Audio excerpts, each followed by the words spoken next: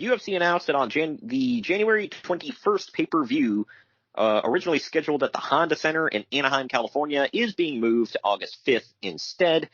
Their February 11th show at the Barclays Center in Brooklyn, New York, will now become UFC 208 instead of 209. Originally, there was going to be a head-to-head battle. What? That was the one I think that Conor McGregor attacked the bus. Oh man.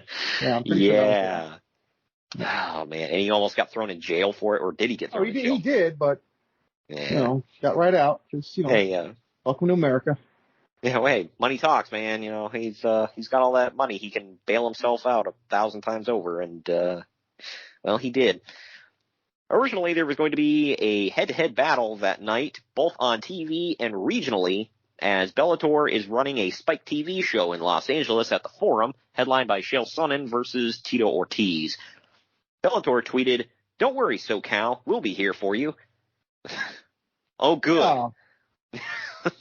The January date was going to be difficult for UFC because there were no obvious main events for that show, given almost every major star and or champion either fought in November or is booked for one of the UFC's 5 December shows or was injured or unavailable. Coincidentally, the January card this year is in the Honda Center, a.k.a. the Pond. And I'm looking forward to it. I'm trying to go, so probably waiting for tickets to drop. How far of a drive is Anaheim from you?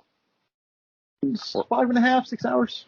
Oh, that's not too hateful. That's like me to Chicago. It's right next to Los Angeles, dude. So.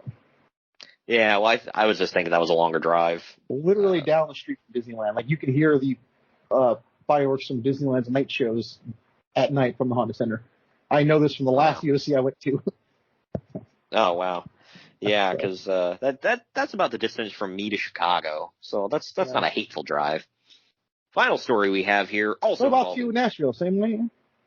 Yeah-ish. I got to look up the exact time it takes to get there. About 5-6 hours, something like that. Final story here involving Conor McGregor.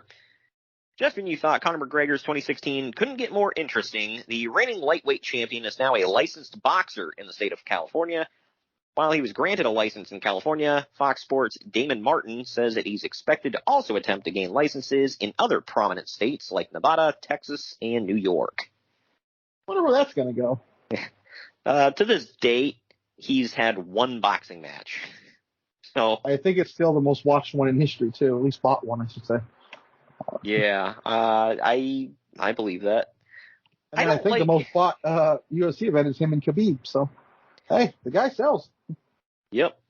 Hey, he sells stuff with his mouth, man. Just strictly on his mouth. Like, he had people actually for absolutely freaking nothing. Well, he talks so good. He had people believing he was gonna go in there and beat Floyd Mayweather. I held out hope. I mean, he hung in there more than there was never a chance in hell, but yeah. Yeah, I mean, he hung in there longer than he probably should have, but yeah, at the end, he got gassed and got whooped, so it is what it is.